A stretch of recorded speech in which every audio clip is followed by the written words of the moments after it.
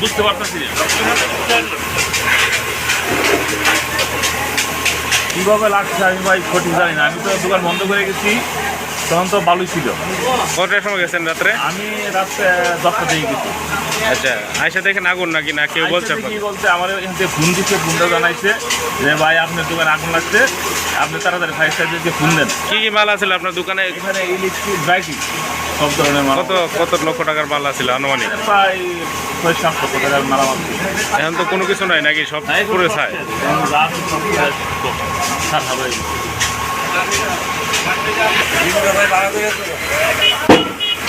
ধরে যাও লাগছে কেউ দেখছে? আমরা দেখছি ধুমাবাড়িতে করে সবাই মিলে ওই শিখে সবাই চালামালা বাইরে পানি দেওয়া হবে। কয়টার সময়? হ্যাঁ, কয়টার সময় আগুনটা লাগবে? আচ্ছা, প্রথম তোমাটা বাড়িতে কয়টার সময়? এটা আধা ঘন্টা আগে 7টা বাজে। 7টা বাজে।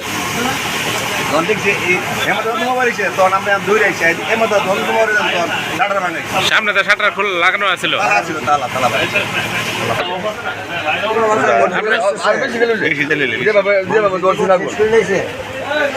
আর সকালবেলা মানুষ তাও নেই, আর একটা ভালো ঠান্ডা পাচ্ছে মানুষ। তোমাকে উপর দিয়ে ওঠা শুরু হয়েছে? ভিতর থেকে পুরো দইরা উপরে উঠতেছে আগুন।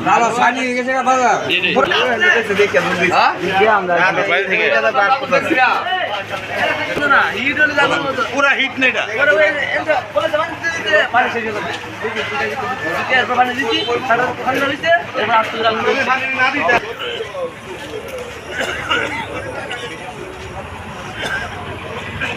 ইলেকট্রিক দোকান ছিল গঙ্গাসাগর অবস্থিত। এখানে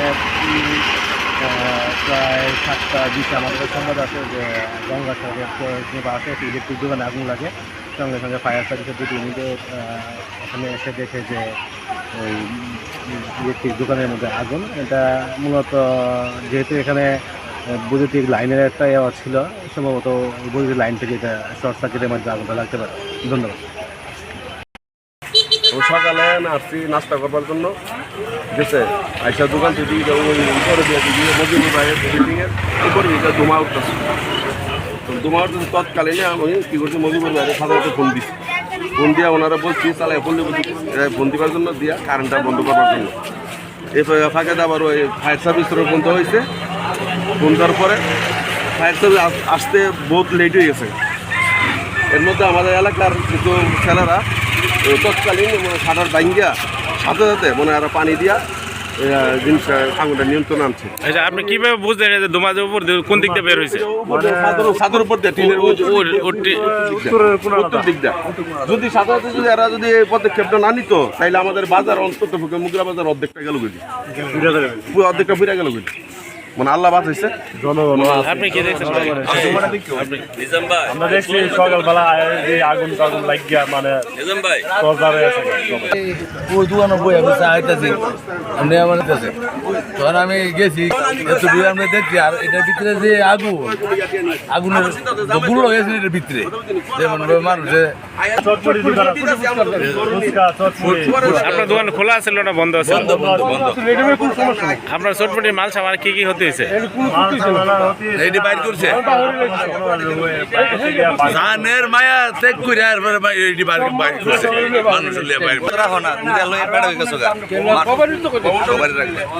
এখানে যে আগুন লাগছে আপনার জনগণের ফোন দিছে সকালবেলা, লিটন ভাই আমার ফোন দিছে, ফোন জানাইছে আপনার দোকানে আগুন লাগছে। হ্যাঁ, এখন এইটুকু ফোনের মাধ্যমে আমি খবর পাইছি। আপনার এখানে মেইন সুইচ কি অফ ছিল না? মেইন সুইচ চালু ছিল। মেইন সুইচ চালু ছিল? মেইন সুইচের অবস্থান ভালো আছে। মেইন সুইচের এখানে কোনো কারেন্ট নাই। হ্যাঁ, কারেন্ট ওই আমার যে এখানে আমার যে বারাটি আছে, বারাটিয়ার অংশ ভালো আছে। আমার এই মালামালগুলো সম্পূর্ণ পুড়ে গেছে। আচ্ছা, এটা কি কারেন্ট বিদ্যুৎ থেকে লাগছে মনে করেন না অন্য কোনো? এটা আমি সঠিক বলতে পারতেছি না কিসের থেকে এটা আগুনটা লাগছে। এটা আমি তো যেহেতু আমি জানি না তো আমার বিদ্যুতেরও কথা বলা যাবে না। আর কয়েলের আমি তো কয়েল তো ব্যবহার করি নাই, তাহলে তো কয়েল তেল লাগার কথা না। এখন এই জিনিসটা যেটা আমি জানি না আন্দাজে কীভাবে বলবো, আইডিয়া করে কোনো কিছু বলার আচ্ছা, এখানে আপনার দোকানে কি কি মাল ছিল বা কত টাকার ক্ষতি হয়েছে এরকম একটা আনুমানিক? আমার দোকানে ইলেকট্রিক মালামাল ছিল এবং বিভিন্ন ধরনের ব্রাইটিস সব ধরনের মালামাল ছিল। এখন এখানে প্রায় 8 থেকে 10 লক্ষ টাকার মালামাল ছিল। এখন মালামাল কিচ্ছু বলতে কিচ্ছু নয়, সব কিছু পুরা সাফ হয়ে গেছে।